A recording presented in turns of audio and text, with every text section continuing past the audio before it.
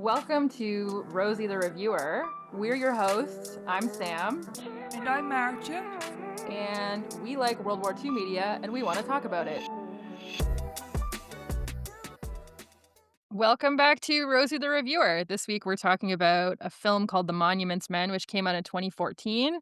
It was directed by George Clooney and written by George Clooney and Grant Heslov. It's based on the book The Monuments Men, Allied Heroes, Nazi Thieves, and the Greatest Treasure Hunt in History by Robert M. Edsel and Brett Witter, which came out in 2007. The film is about the Monuments, Fine Arts, and Archives program devised by the Allies to track down and save Europe's cultural heritage from theft and destruction during World War II. It's supposedly available on Disney+. I watched it on Crave in Canada. And we have a guest today. Merc is back with us, who is here for our second Pacific episode, which you should check out. Welcome back, Merc. Thank you so much for having me back. What did you guys think of the movie? Mark, what was your impression? I had seen this movie before a number of years ago, and I remember not liking it very much. But when I watched it again, I liked it better, so at least it's gone up slightly in my estimation. It's not great, I think, as a historical movie. It's alright. I enjoyed it, but it's not one of those masterpieces you kind of hope for because it's just an interesting topic. But I don't think they pulled everything out of it that they could have done. So it's alright for me. How about you, Mark? I have also seen this movie before. I actually watched it on DVD because I own it. And I'm with Mart on this one. This is a movie that maybe grows a little bit with time, but I came back to it after rereading a portion of the book and remember just how great the book is and then how kind of lackluster the movie is. For me, it's kind of complicated because I'm someone who really loves looking at history from a slightly different lens. And this is certainly a sort of very different sort of war story. And I think that's one of the things that it kind of struggles with as a movie is it's trying to be this rah-rah war piece and also trying to be a comedy at the same time. And then it doesn't quite do either of those things very well, but still very fun to watch. And obviously all of the very talented actors who are in this are having a great time hamming it up. I think lackluster is a good word. I have also seen this movie before, and I had no memory of it, which to me means it was unremarkable the first time I saw it. And then when I watched it again, I was like, yep, just about what I remember. I had also read the book, and I find that the stakes are so high, right? It's like we're fighting this war between good and evil at its core for the soul of our civilization. And a huge part of that is the articulation of that soul. It's the artwork, it's the cultural landmarks, it's the historic buildings that have been, created over the last 2000 years or whatever. We're fighting this war against this culture that wants to dominate all other cultures and is actively trying to destroy cultures that they don't consider to be as important. And so the preservation of artwork and culture is so important. Like the stakes are so high. And reading the book, I feel like you really get that impression. And you know how important it was to all of these guys. And there are even parts that I found a little bit emotional because this is just such important work, and I feel like a lot of people don't necessarily think of it first and foremost when you think about fighting and winning a war. And then I just didn't get that from the movie. I just wanted more out of it, I guess is what I'm saying. I will say, I think George Clooney is better in this than he was in Catch-22. I enjoyed him in this a little bit more. Like, he's a bit of a hit or miss for me, and he was, I think, as an actor, quite good in this, so I enjoyed him. And most of the other actors liked it. It's like stars galore in this movie, so, and they're all fun. Looking at this cast list, you really sort of do get the impression that George Clooney kind of opened his phone book and was like, hey, who's free to make something with me? We're going to have a lot of fun. And a bunch of very talented people were like, yeah, sure, let's go for it. Let's do it. Yeah, the cast is stacked and they're all pretty good. I just think George Clooney is a better actor than a writer, I guess. Yes, I would agree with that statement because George Clooney has directed a couple of movies. Leatherheads comes to mind, which is a movie he made, I don't remember what year, about football. And then he also more recently directed The Boys in the Boat. The Boys in the Boat is actually quite good. Leatherheads was this like historical comedy and very much leaning into the comedy. And this movie, Monuments Men, is in the middle of that, where it's trying to be a serious history movie and trying to be a comedy and not really accomplishing either one at the same time, which I think for me is part of why it's like, it was just okay. Yeah. All right, let's get into the movie.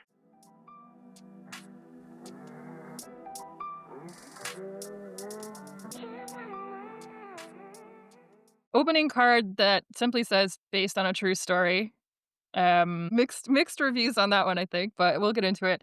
And we open on an attempt to save the Ghent Altarpiece from the Nazis. So this is a very famous piece of art. It's also known as the Adoration of the Mystic Lamb. It was painted in the 15th century by Dutch painters who were brothers, Hubert and Jan van Eyck. It's possibly the first major oil painting, and it's fuck off huge. It's like 12 by 16 feet assembled. It's like 18 different panels. It's been stolen 7 times. So the Nazis were not the only ones to try and steal it. And one of the 18 panels actually remains missing to this day.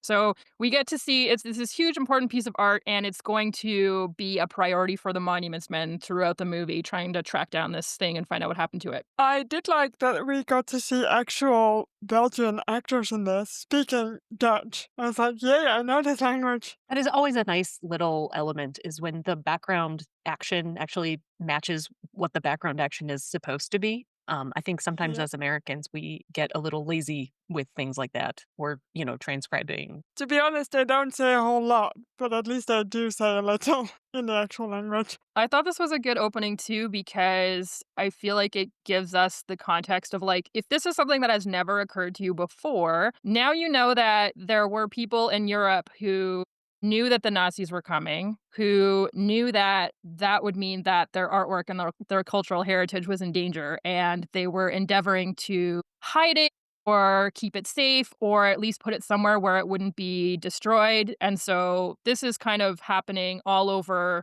Europe as the Nazis are coming. Yeah, I think the movie does a great job, and I think we'll get into it later as well, to kind of show you that saving art or saving buildings and saving architecture wasn't everyone's first priority, and you get numerous scenes where that becomes apparent, and I think it's good to show that side because it kind of reflects on who we are as humans, really. And if it gets lost, what does that mean for us as a civilization? And that's the question they do ask in the movie, but I don't think they really answer it that much. Yeah. One of the things that I think is really nice is that there's no one unified opinion about this art is the movie does allow us a lot of space to see people who think this work is really important, people who could not care less, people who don't quite know what to do with what's in front of them, who change their minds over time. I think that's really important too. Yeah, and there was that push-pull in real life. They touch on it briefly in the movie, but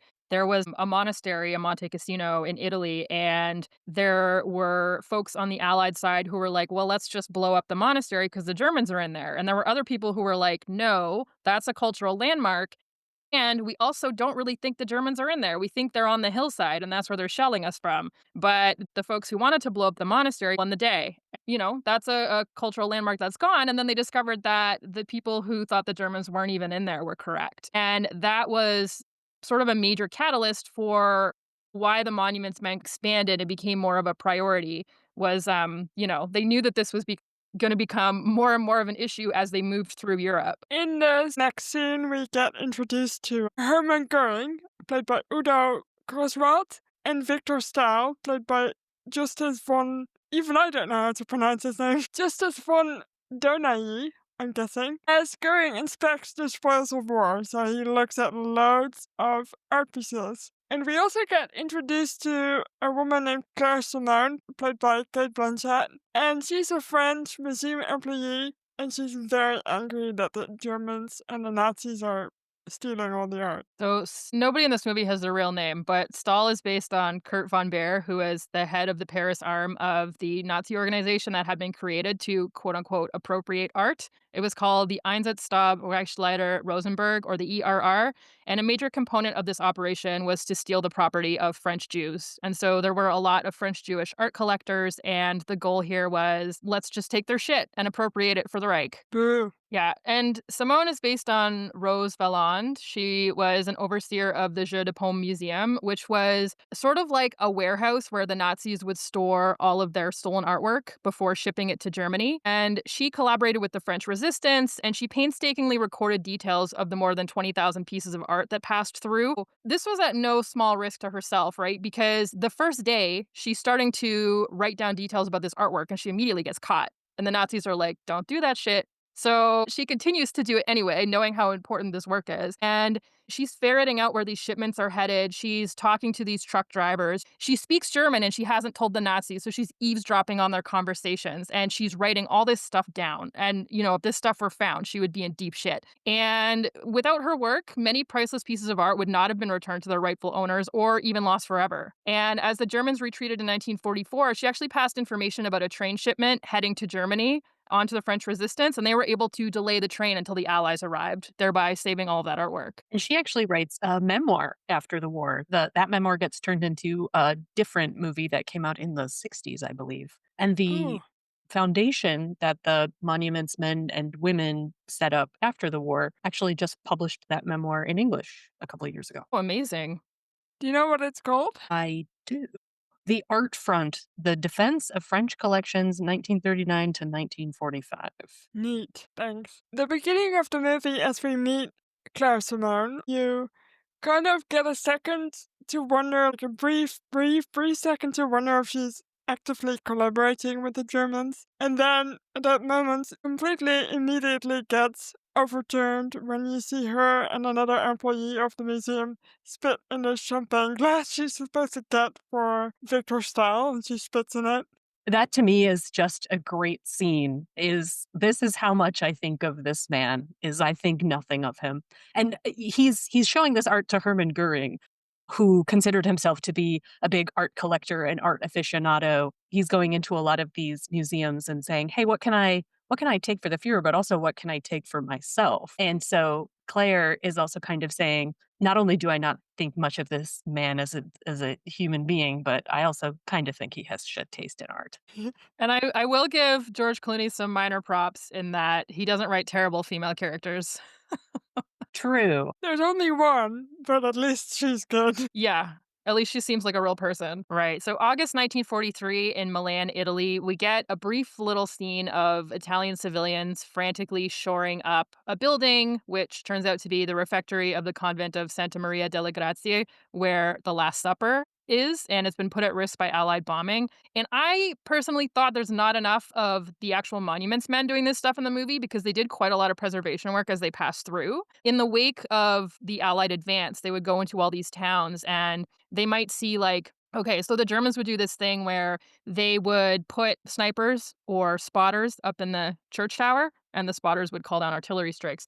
And so the Allies would be able to pretty systematically destroy the church spire, but not the church itself. And so the monuments men would go into all these villages and they would, go to these old buildings and they would say, okay, let's find the local civil engineer, the local civil architect. Let's get them out here. Let's make a team, civilians, soldiers, whoever. Let's shore up this wall. We're not going to let people shelter in there because the ceiling could collapse. We're going to put up all these official signs saying that looting is not allowed. And so they were doing all of this work. They would go into a building and they would see precious artwork and they'd be like, well, this building is not safe. So let's get a bunch of people. We'll move it over to a building that is safe and is less of a target. So they were doing a lot of this stuff. And I feel like you don't see that much of that in the movie. It's more kind of focused on them tracking down artwork. Agree. I think there's a huge impact to the built environment in World War II that I think sometimes gets missed because if you're watching a war movie, you're like, so they have to blow this up. And you're like, actually, that's a historically significant building or bridge or monument of some description. Let's maybe not blow it up. It's the Monte Cassino story. Just earlier this year, I was in Italy and was in Florence. Florence has several historic bridges, including the Ponte Vecchio, and that's the only bridge that the Allies did not bomb because someone in the command structure said, you can blow up all the other bridges, but you can't blow up that one. It's historically significant. And so it still exists in Florence today. Yeah, it's wild. One of the monuments men, James Rorimer, he was in Normandy, I believe, and he comes upon this building that he knows to be historically significant. It's like a convent or something like that, or maybe a castle. And he sees that there's a couple walls that are still standing around this super old chapel, and the Allies are about to bulldoze the walls over. And so he's like, wait. You can't knock these walls over. They're very historically significant.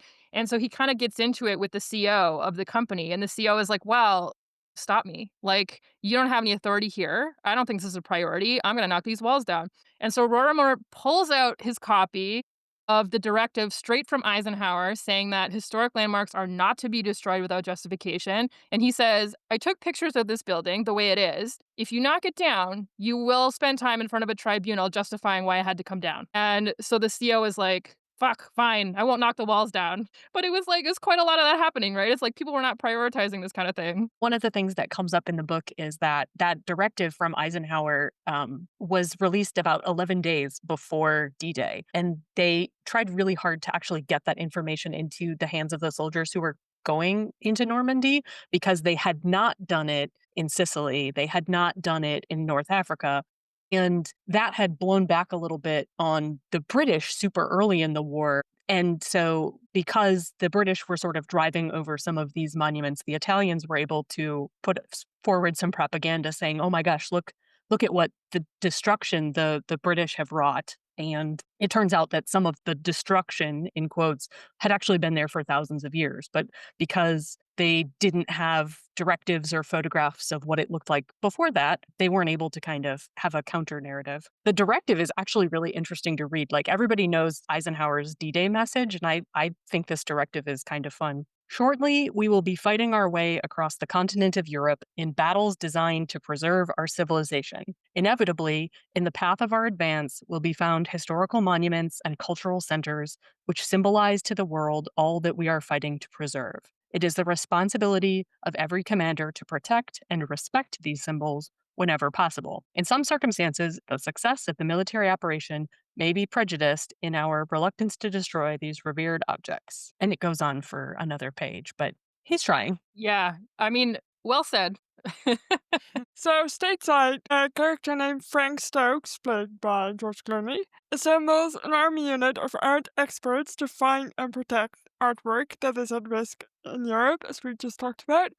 And these men include James Granger, played by Matt Damon, Richard Campbell, played by Bill Murray, Walter Garfield, played by John Goodman, who's very funny in this, Jean-Claude Clermont, played by Jean Dujardin, Donald Jeffries, played by Hugh Bonville, and Preston Savage, played by Bob Balaban. What a Yeah. cast, guys. And for some reason, none of these characters have their real names, even though they are very obviously based on the real people. So Stokes is based on George Stout. Granger is based on James Rorimer. Campbell is an amalgam of Ralph Warner Hammett and Robert K. Posey. Garfield is based on Walker Hancock. Sabatz is based on Lincoln Kirstein. And Jeffries is based on Ronald Balfour. And it's kind of wild to me because I've seen movies much less historically accurate than this one not bother to change the names of the real historical figures. And then, Mart, I think you had found an article where Ronald Balfour's family was upset, and the studio was basically like, well, Ronald Balfour's not in this movie. It's a fictional character named Donald Jeffries, but it's like so clearly meant to be Ronald Balfour that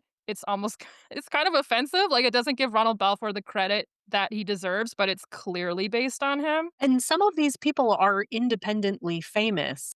I think it's Walter Hancock or another monuments man who, has gotten the commission for the Air Force's medal. Many of these guys were very renowned in their fields of study. They were academics and historians and art conservators. So like they're real names. So if you are changing them, like what's the point in that? I read an interview with, I think, George Clooney, but at least some of the makers of this movie, where they said, well, we changed our names because we wanted to give them flaws and we don't want to offend the families of the real people. I'm like, well, if you're gonna do that, then at least change them significantly more than you have. Because, like Sam said, it's very obvious who's meant to be who. Yeah.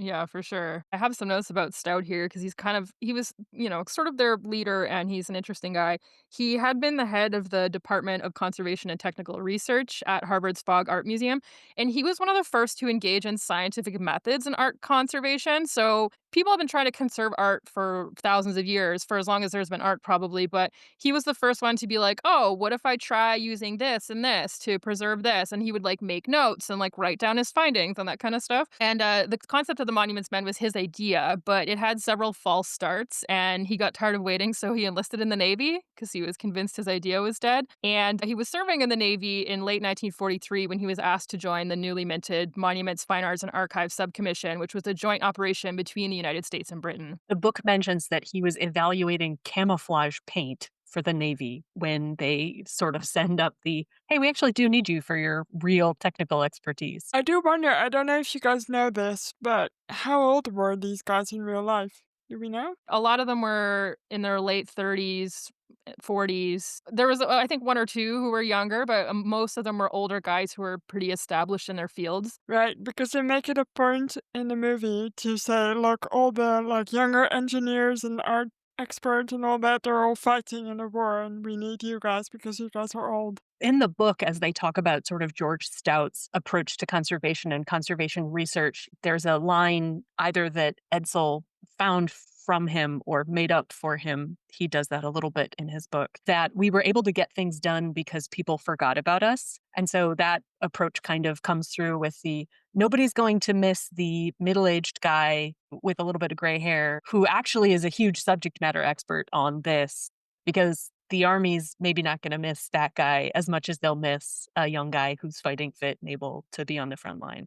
A lot of these monuments men were actually pulled from inside existing military apparatus. These were guys that had already volunteered or had been part of the reserves. And then they were able to say, hey, we'd like to reassign you to this particular mission. I think Rorimer, for a little while, or Granger, as he is in the movie, was working in Air Force intelligence. So in the movie, we see very big miniature, I want to say, of Hitler's plan for his Führer Museum, which is going to be his art museum. And I wanted to mention this building because it's ridiculous. He intended for it to be over a kilometer in length, which, if you know how long that is, that's long. And he was going to house 16 million pieces of art in this one building. And the city that he was going to build it in was going to be Linz, which is near his hometown. And he wanted Linz to become the cultural capital of Europe, and notably better than Vienna, because he had some kind of grudge against Vienna because they rejected him from art school. I find this concept of the biggest, baddest museum in the world absolutely hilarious as a professional museum person. In the museum world, there is something known as gallery fatigue, which is after a while, you stop paying attention to things because you are just tired of walking around a really big gallery. And so not only is Hitler a terrible human being, he also does not know anything about museums or how you should experience art. Get 'em. I just, maybe this will come up in a future episode, but if you look into, just in general, Hitler's architectural plans, everything is based on something that exists, except the only difference is that it's bigger. I also am amused that he wanted it to be in Linz because it's literally like, imagine if I were like, "Guys, I'm gonna build a huge museum in Flin Flon, Manitoba." It's And like, you're like, "Fuck, really? I'm sure everyone will go there. See all my art." And I guess what many people don't realize is that he's not just gonna build this museum, like, he's gonna change the entire town, like, he's gonna move a station, and he's gonna move houses, and he's gonna displace people from the houses as he does more often to create Lebensraum. He's trying to make cultural fetch happen in Linz, but it's never gonna happen. Okay, so I mentioned that earlier trip to Italy this year. Mussolini did the exact same thing in Rome. So, Rome, great city, stretches back thousands of years, lots of history, lots of really cool old stuff there. Mussolini decides that he wants a really big road in between his new stadium and I think it was his new House of Parliament.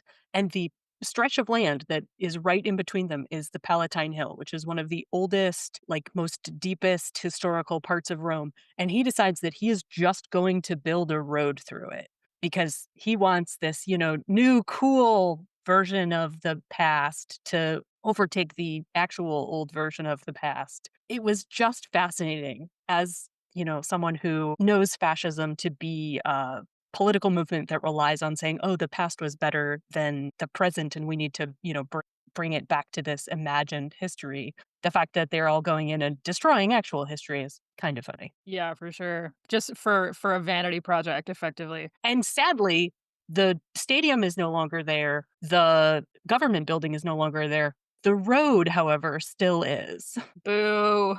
as it was useful.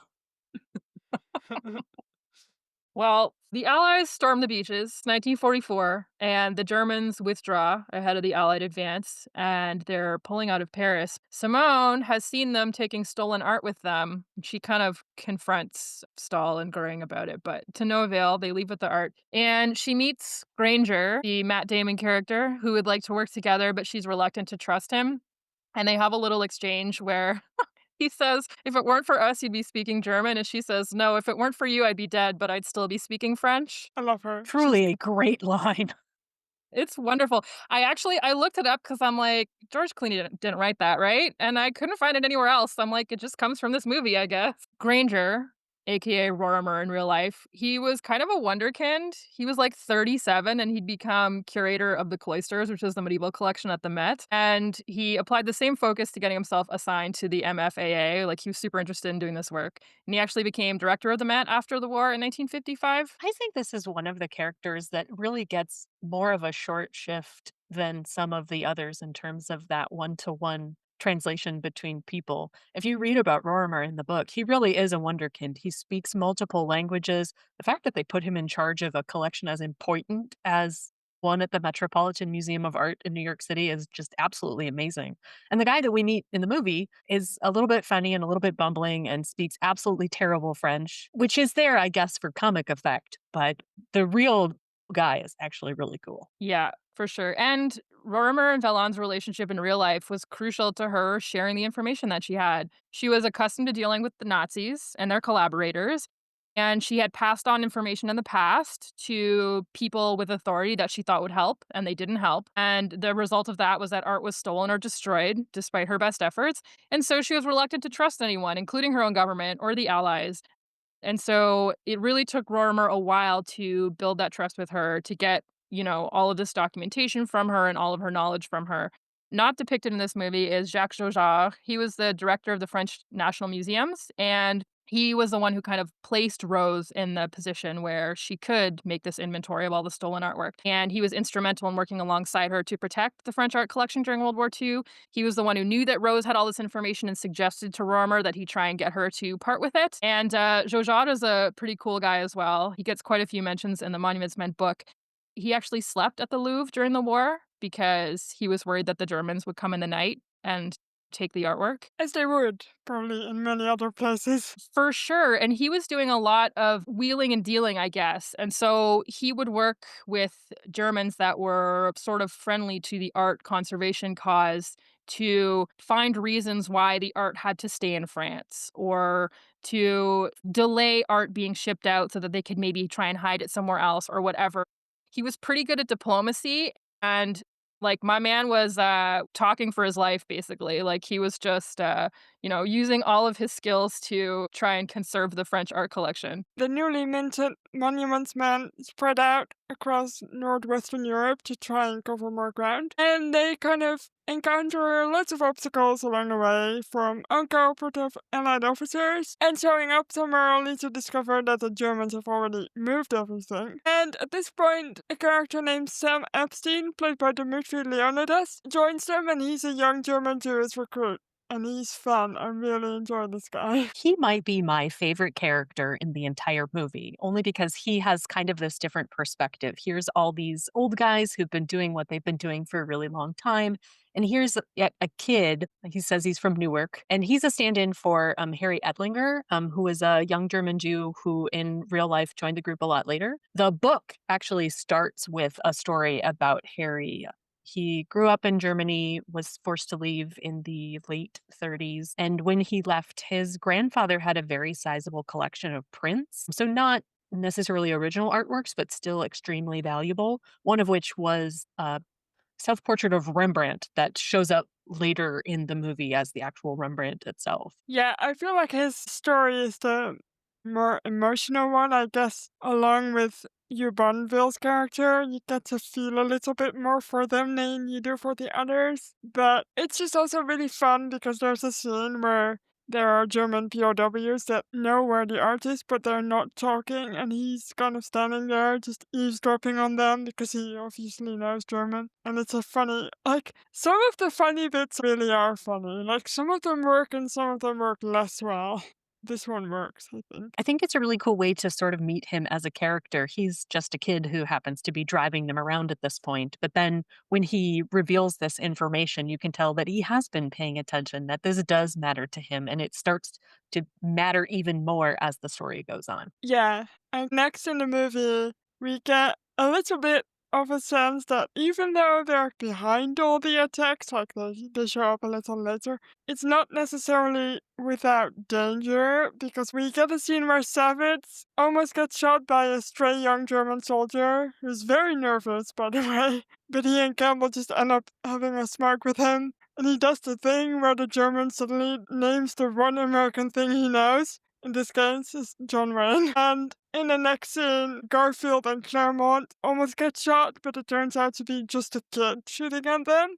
So it's dangerous, but not quite as dangerous as you'd expect. Yeah, and I think they're trying to set us up for, like, here are these instances of violence that end up a close brush, I guess, but everyone survives, and you end up with this sense of relief because it ended up being kind of funny in the end. And then they're setting you up for the real violence that's to come, I guess. Yeah. So Jeffries, he tries to get assistance from some British troops to save Michelangelo's Madonna of Bruges before the Germans can clear out with it, because one of the things the Germans are doing is when they leave a place, they'll take all the artwork with them, or they will destroy landmarks, or they're not leaving things behind for the Allies, right? And so he decides he's gonna go into the town and try and save the Madonna of Bruges himself, and he dies trying to prevent it from being taken. I'm sad. I feel like he could have just shot the officer, but I guess the real man did also die, just not in Bruges. Yeah. So Jeffries, aka Balfour, was a British medieval historian who was the monuments man for the first Canadian Army, actually. Canada mention. And he died on March 10th, 1945, of a shrapnel wound to the spine while moving a medieval altarpiece to safety in the German town of Cleves. So it's true that he had been on the hunt for the Madonna for some time, like he was looking for it, but at the time of his death, that's not what caused him to die. He was in Cleves trying to rescue their archives and their artwork. I do like the setup with the Madonna because it becomes this kind of central piece for their hunt, and the emotional core is kind of Jeffers dying and them trying to do right by him. I do see what they're trying to do there, but at the same time, it's like they changed things in a way that they don't necessarily need to be changed. I do like that they show Jeffrey's not getting the assistance that he's asked for, because it's once again, you get the sense that they care about the art, but the rest of the force kind of doesn't as much. And there's a lovely scene before he dies where you can kind of tell that he's gonna die because he writes this letter to his father, and it's very moving and emotional. So you're like, wait, is this a goodbye letter? Well, and we've been set up as Jeffries as this man who has made a lot of mistakes in his life, is perhaps a little bit estranged from his family because he hasn't necessarily done them proud. And maybe that's why they decided they needed to change it from actually being Roland Balfour. So yeah, definitely that. Oh, this guy's gonna die. He's writing a moving letter home to his dad. His dad who hates him, and it will never be articulated why. Also, we made that up.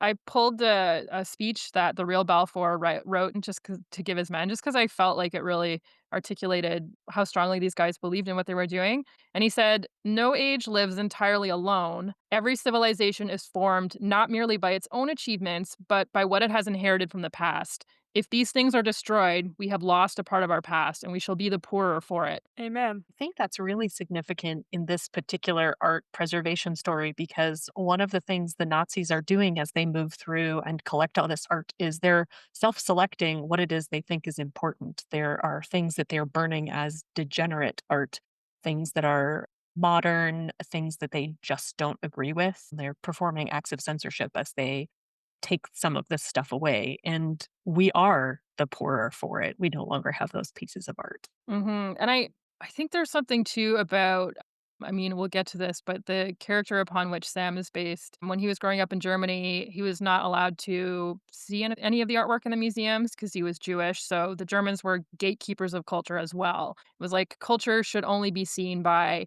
the people that we deem valuable enough to look at it. And so not only are the Nazis taking the artwork, but they're placing it out of reach for, the people that it was made for. Guillermo and Savage confront Victor Stahl at a farmhouse where he's pretending to be this farmer. And Savage kind of looks around the room and is like, what are all these paintings and why do they have the actual, like, autographs on it and the names on it of the real people that these artworks belong to and all that sort of stuff.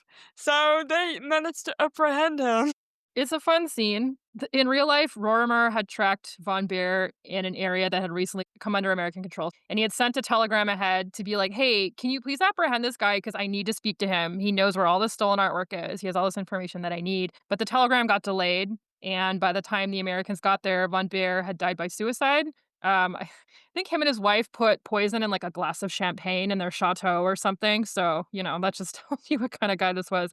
But files found in his home were the basis of the legal case against the head of the ERR, Alfred Rosenberg, at Nuremberg. So, Well, at least something came of that then. yes, right? I kind of would have liked if they'd allowed Claire to kind of come face to face with Victor Stahl again, because in the earlier scene she's like, "I see you," in German at him, and then he tries to shoot her for some reason, and he can't hit her. Well, there's a moment in the book where when the Germans are pulling out of Paris and they're taking all the artwork with them, she makes eye contact with Von Beer and his eyes kind of narrow. And this thought passes through her mind of like, "Well, he's going to want to get rid of the witnesses. Like I am a loose end." And something gets his attention and she takes that opportunity to like put her head down and like get the fuck out of there. And like, so that there was a very, very tense moment between them in real life. Yeah. I do really like her character in this. I think they do quite a good job of making her equally important, if not more important, than the guys in the movie. So often, the roles of women in these movies are diminished to being a smaller part than they had in real life. So I'm glad that they at least gave her a very important piece of information that she had in real life and kept that in. And the fact that Granger very much has to build a relationship with her, that it's not just, "Oh, you showed up, let me give you what it is you want." He has to demonstrate in a lot of ways that this matters to him and that he is not also just here to take the art and run, is that he's demonstrating his intent to get it where it's supposed to go. I agree, but also I kind of dislike the way they made it into an enemies into lovers kind of thing for her, where she's fawning over him. I'm like, why? He doesn't need it. I would Well, also agree with that statement. good news. That's what I wanted to talk about. My quibble with her character is that in real life, Rose Valland was like a very mousy, diminutive middle aged lady. And part of the reason why she was able to eavesdrop on the Nazis and get away with all this stuff that she was doing for so long was because she was the kind of person that you wouldn't look twice at.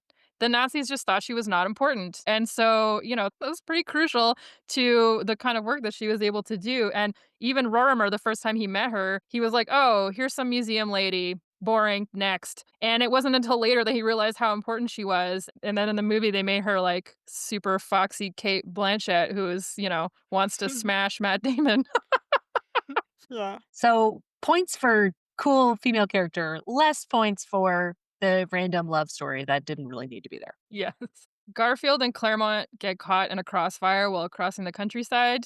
Claremont is killed, and there's this quote by, I think, the George Clooney character about how the deaths of these monuments men, quote unquote, earned them the right to wear the uniform, which I thought was an interesting thing to say. To me, it seems like this movie is kind of struggling with the idea of saving the art for the sake of the art isn't necessarily enough. Like, we had to add in this death of the Jeffries character in order to like care more about the Madonna of Bruges. The Madonna of Bruges is the first piece of art that Michelangelo created that left Italy in his lifetime. It is hugely culturally significant on its own, but somehow maybe we're not going to care about that unless someone dies for it. I think that's also kind of the idea that's at play here. Yeah, and I agree actually.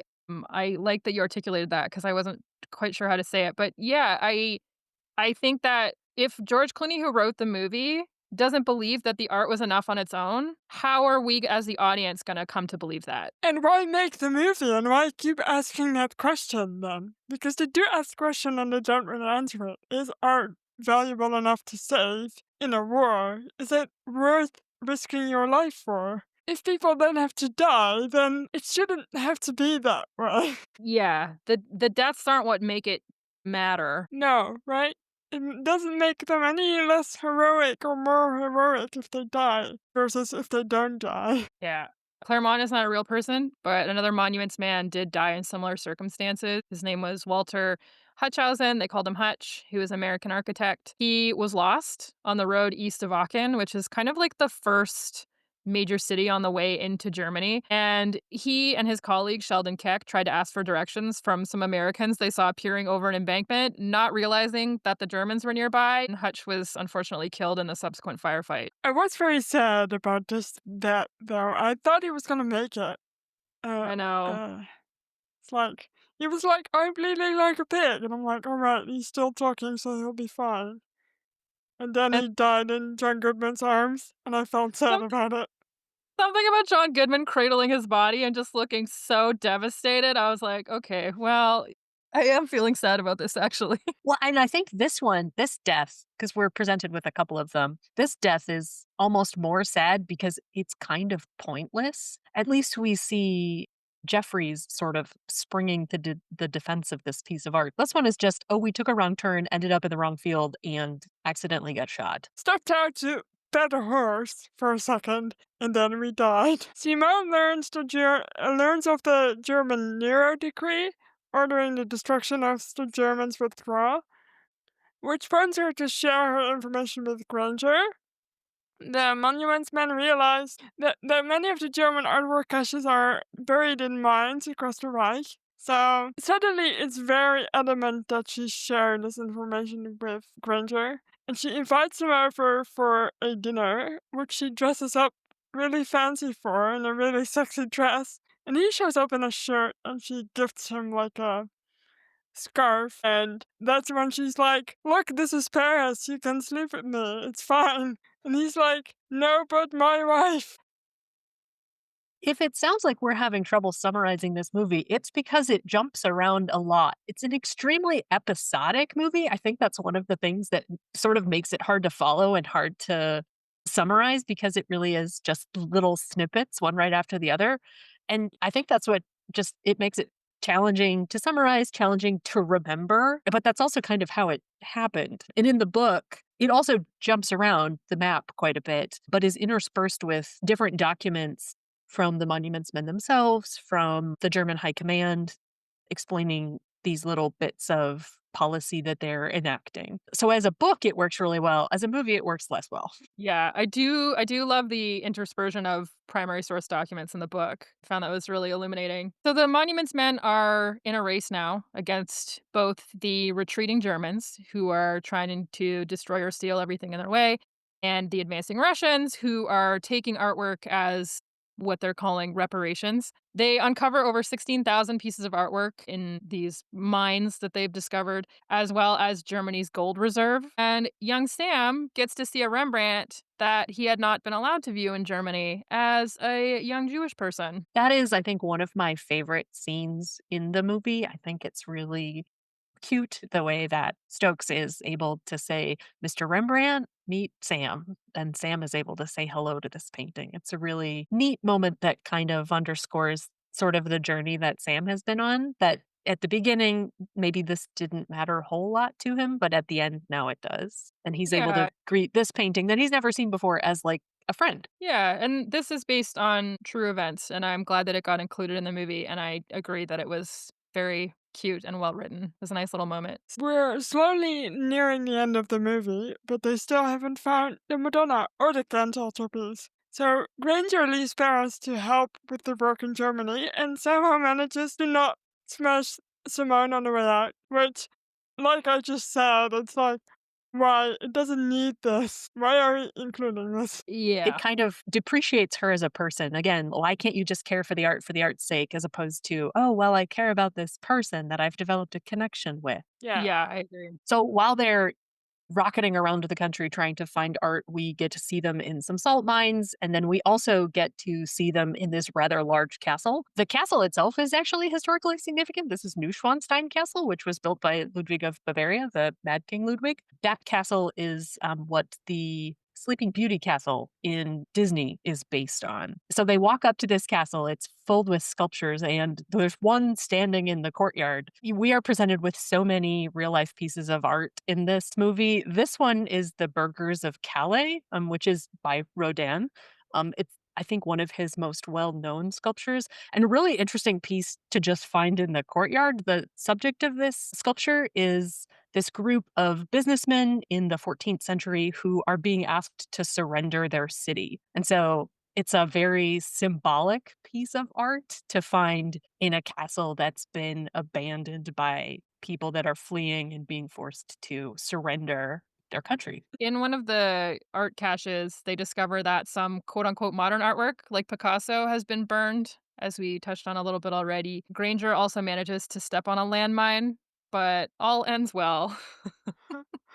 That is another moment where the pacing of this movie doesn't hold up very well. They were kind of moving along, and they said, wait, we need a moment of, danger. Let's have someone step on a landmine. Right. And they do kind of also take it as an opportunity to show you the craft of these men because they then have to maneuver him off the landmine using engineering and architecture and all their knowledge. So it's a nice addition to showcase their characters, but it's a weird placement in the movie as well. It comes out of nowhere. One thing I wanted to comment on was that Stokes says something about how the Germans took better care of artwork than they did of people, and the Germans did not take good care of artwork. In real life, the Germans stored the artwork super poorly.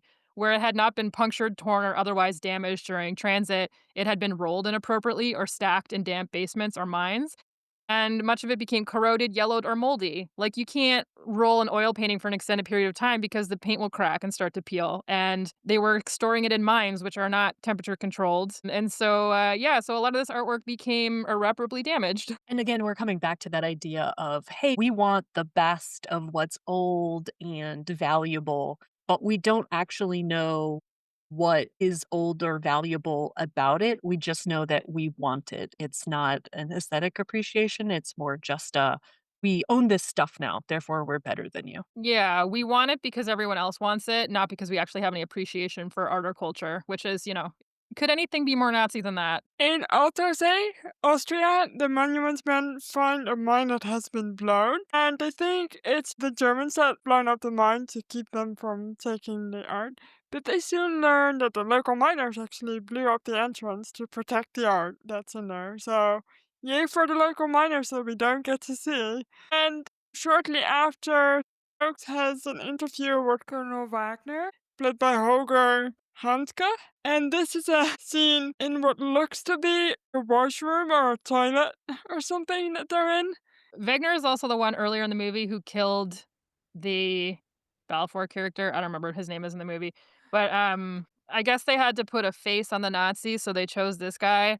I don't know how much bearing this interview scene has on the actual movie because at the time when Stokes is interviewing him, he's like, "Why did you blow the mine? Like, what is in there, etc." And then we find out that like he didn't even blow the mine. And this is based on a true story. The villagers truly they knew that the Nazis had rigged the mine to blow and were going to bury all this artwork forever. And so in order to prevent them from doing that, the locals blew the entrance to the mine so that the Nazis couldn't get in. So these people were real life heroes. Wagner is also the one who burns the other artwork, right? We see him kind of very, I don't know what the word is that I'm looking for, but it's almost comedic. It's almost like a comic book villain as he decides that he's gonna burn these art pieces. And he's almost a caricature of a Nazi again. Yeah, and they truly cast the most I mean, no offense to this actor, but he is a Nazi looking motherfucker. I was gonna say, I feel like I've seen him in something else where, again, very similar role. You're like, I'm so sorry, sir, that this seems to be your niche. Sorry that you have resting Nazi face. I feel like many German actors actually suffer from this unfortunate thing where if there's a World War II movie, they're gonna have to be Nazis. Yeah. So they found this big old mine full of art in Austria. They have to quickly remove the artwork because in the immediately post-war separation of authority, this area is going to be administered by the Russians who are on the way. And the Russians spot the explosion that the Monuments Men use to open the mine from far away. And they're like, what's going on down there? Let's hurry towards it and check it out. And so the Monuments Men are able to rescue the Ghent Altarpiece. Yay. And at the last moment, they discover the Madonna of Bruges inside and they're able to get her out. And what I thought was interesting was the whole movie's leading up to this, the one character died trying to protect the Madonna. They find her at the last minute, and then you don't actually see them smuggle her out of the mine. It just flips forward to like, "Yay, we got her out. The Russians didn't get her." I do feel that was a missed opportunity. And then she's magically on the back of a Bantam Jeep trailer going away from the Russians. If we were going to make a comedy, I wanted the comedy scene of them trying to move this priceless Michelangelo out of the minecart into the Jeep. Well, that's the thing too, because they're talking about it in the book where when the real one was stolen by the Germans, they came in the night and they basically put a mattress down. And it took like 6 or 8 guys to maneuver this priceless statue onto the mattress. Meanwhile, of course, the monks or whoever like works at this place are just like, oh fuck. Like these guys who don't give a shit about art are trying to topple this statue onto a mattress and move it. And it's quite big and heavy. So I'm just like, okay, well, I guess we don't need to know how all these old dudes moved an extremely heavy, priceless statue onto a truck without damaging it while the Russians are coming. Lazy filmmaking. Again, if we were making a comedy, that was a comedy moment. Yeah. Stateside, Fox reports on the success of the Monuments Men to President Truman, who asked him if he believes that the lives lost were worth it for the artwork. And to answer that question, we get a flash forward to Starks as an older man, taking his grandson to see the Madonna, and he says, bet, or something. And fun fact about this final scene is that the old man is actually George Clooney's dad, which I think is funny. Indeed. I found that a bit cringe. Like It Truman's like was. Truman's like, was it worth it, the lives that were lost? And then why is old man George Clooney standing in front of the statue just saying, yeah, for no reason? Like it makes no sense. Yeah. Again, they could have. I don't know how they would have done it, but they could have made it a more serious conversation instead of just leaving it sort of up in the air and then this very simple, yeah, it doesn't mean anything. It could have meant something. Also, that's a question that you could have answered with the movie you just made us watch, George Clooney, and I don't really feel like he answered the question. No, he didn't. It's almost like we need a scene where there's a huge group of people, someone who's not the characters that we've seen running around for the whole movie. We know that they're invested. We need someone else to be saying that this matters or means something to them. Yeah, or maybe even a character like Sam would have been more significant if they'd made him do that as an older man. Because he knows what it is to be denied seeing art like that and not having access to it. So they could have even done it that way, I think. I'm just realizing that this is a direct parallel to the end of Saving Private Ryan. Yes. But no very like meme worthy age up of the main character. True, for which we're very grateful. We are. They learned some lessons. Matt Damon was like, don't do it, man.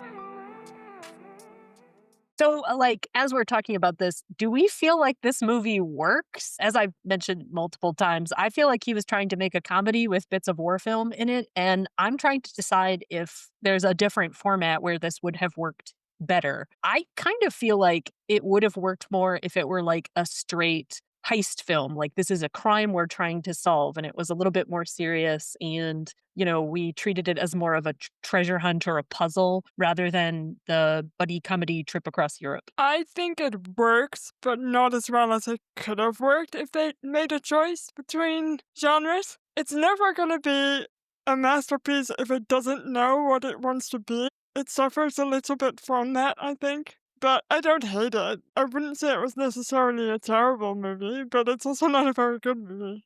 You're making this movie about the great works of art. Like, I just want to feel something, George Clooney. make me feel anything. I feel like we've just ended that debate. I feel like it didn't work because Sam didn't feel anything.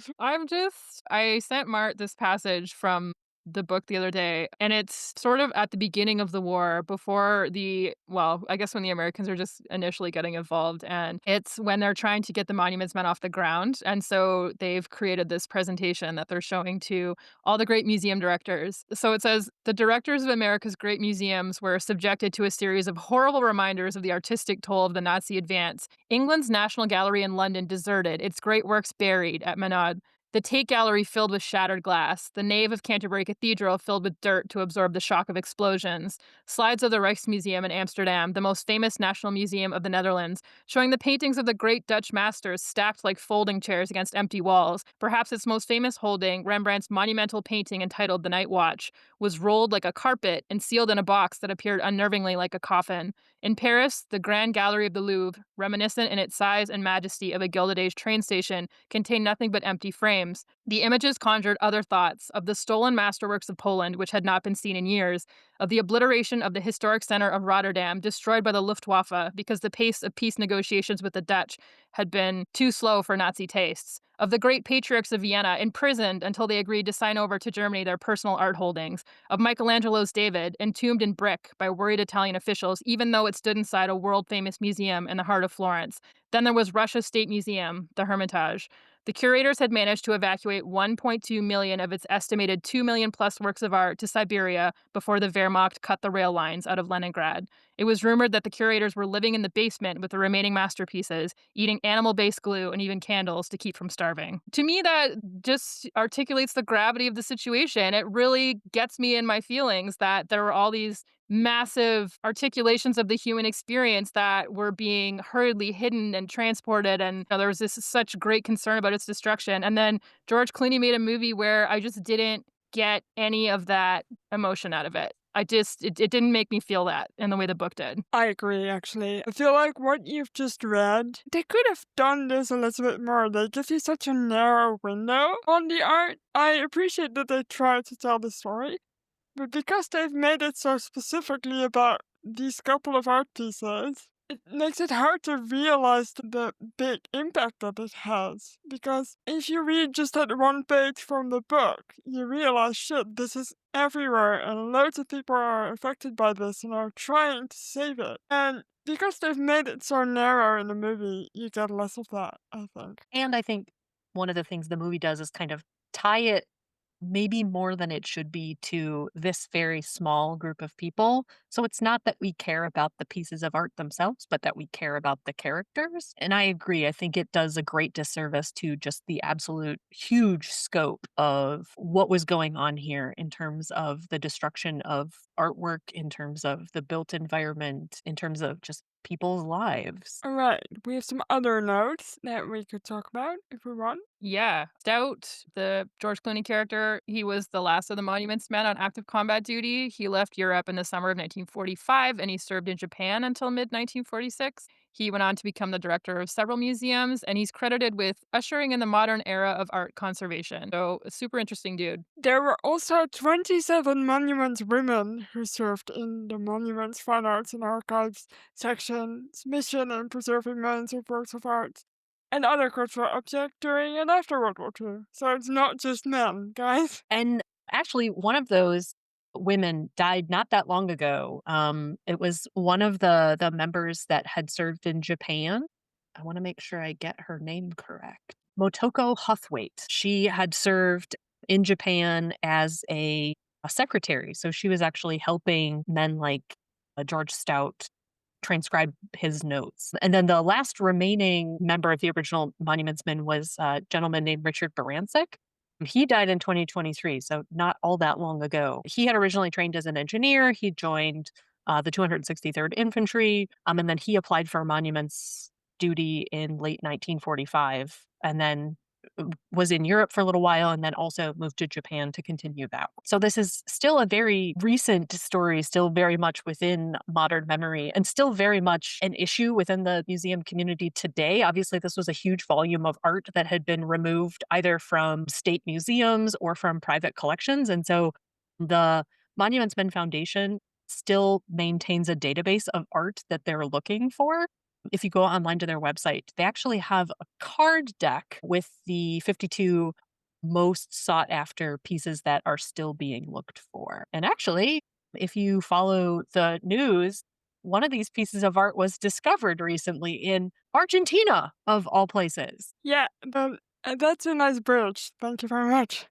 It was actually a portrait of a lady by Giuseppe Ghislandi. A Dutch journalist actually saw it on a, like a, what do you call it? When there's real estate for sale on It like was in the the, pictures of the real estate listing. These people were trying yeah, to sell this apartment. yeah. So he saw it hanging above a sofa and he went to do some research. This was near Buenos Aires where he was based. And uh, at first he couldn't get into contact with this lady that owned this house. His name is Peter Schouten, by the way. I should probably name him. But this portrait of a lady was among the collection of Amsterdam art dealer Jacques Goudsticker, and he was Jewish, and much of the collection was sold by the Nazis after his death. So they hadn't known where this painting had ended up because it was missing, but they found it kind of by accident. And during his investigations, Carter also discovered some wartime documents that suggest that the painting was in possession of a Nazi called Friedrich Katzchen, who was an SS officer and senior financial aide to Hermann Göring. So it's not that far removed from this movie, actually, or this story. And he fled in 1945 before eventually moving to Argentina, where he became a very successful businessman. When they were confronted with this discovery, they removed the painting and kept it hidden for a while. But they did finally surrender it on September 3rd of this year. So it's back, which is good. Nice. And they said, we don't know anything about the history. We don't know. It was a fun little story for the museum art world for a little while because how often are you going to say, oh, yes, I was browsing listings on my real estate listing site of choice and I found a piece of stolen artwork on the wall of one of these homes. And then, as I understand it, they went and removed the picture from the listing They because did, yeah. surely that's going to throw everybody off the scent that I no longer have this stolen painting. They Well, removed it from the picture, but they also removed it from their house. Like they hung a rug where the painting used to be. yeah, which cracks me up because then they were like, "We actually had no idea that painting was stolen." And it's like, "Well, you put a lot of legwork into making sure no one could find it." So that kind of makes me think you did know it was stolen. It kind of goes to show how relevant this story still is today. For sure. I mean, there's no quote unquote monuments men in the sense that there was during World War II anymore. Many people will remember how the National Museum in Iraq in Baghdad was looted in 2003 by the Americans this time. And so a lot of that artwork is still missing and people are still trying to track it down. So it remains relevant for sure. We should rate this movie. Yeah. Who wants to go first? When I go first, you always tell me that I said what you wanted to say. So I think you should go first. All right. So it's however many stolen artworks out of 10 that we're rating? Yes? Sure. I will rate this movie. Maybe 6.7 stolen artworks out of 10. I guess a couple panels instead of the whole thing with the point 0.7. I didn't hate it. I quite enjoyed the story of it. As a movie, I think it leaves something to be desired in terms of pacing and tension. As a historical retelling, it includes some important things, but I think, as we've already mentioned, none of us are really a fan of changing the names, but not the characters. So I think they could have just gone with the actual names of the characters and have been a little bit more truthful to these characters instead. Yeah, I didn't hate it. I didn't love it particularly much, but I still enjoyed my time, so that's my rating. I'm giving it a 5 stolen artworks out of 10. So just half of them. Like you, Mart, I think this movie suffers a lot from its pacing. I'm not a fan of changing the names. And I think this is a really cool story that deserves something slightly better. What that is, I'm not sure I know, but something that gives a little bit more gravitas to the enormous task of recovering a large chunk of Western culture. Yeah, I'm also going to give it a 5 stolen artworks out of 10. I remembered it being unremarkable, and it was. On my second watch, I was definitely finding myself looking at my phone a bunch in the back half of the movie. The little moments of Matt Damon stepping on a landmine, where they try and throw in some drama, I was just like, "I don't care about this." Yeah, I know that you guys just made this up to try and make this part of the movie feel dangerous, and I'm like, I don't think it needs that to be significant. I just don't believe that George Clooney believes in the importance of the work the Monuments Men were doing, so he's trying to, like, zhuzh it up and throw all this extra shit in to be like, "See? It did matter, and they did face danger, and that's relevant." And it's like, "Okay." Well, and because of that, because the movie doesn't really know what it wants to be or what the message is that it wants to impart upon us, I don't feel like it super works. But I did really like seeing Rose Valland, in the part of Cate Blanchett there. I like seeing her contribution get recognized and noted, and I didn't think she was terribly written as a female character, which is, better than we get in some war movies. So there is that.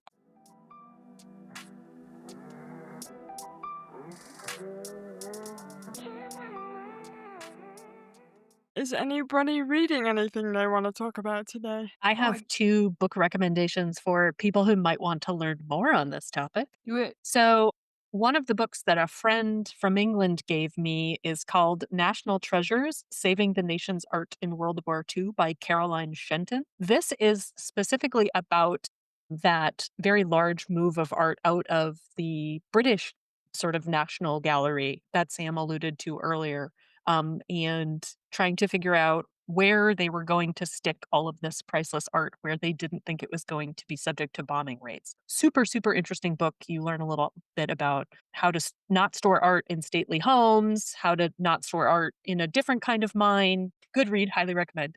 And then Robert Etzel, the guy who wrote Monuments Men, has another book called Saving Italy, The Race to Rescue a Nation's Treasures from the Nazis.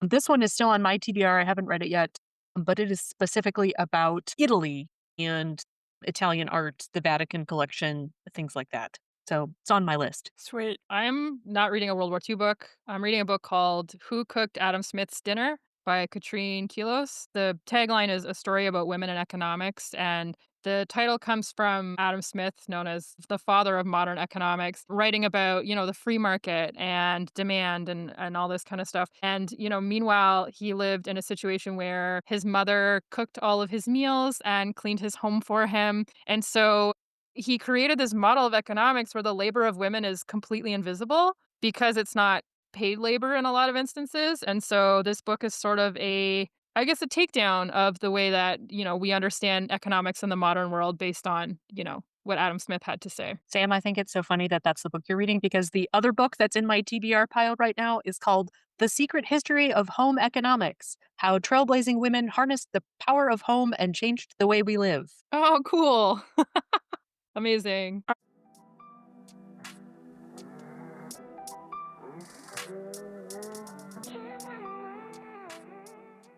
First of all, Merc, thank you for being on the podcast with us once again. Thanks.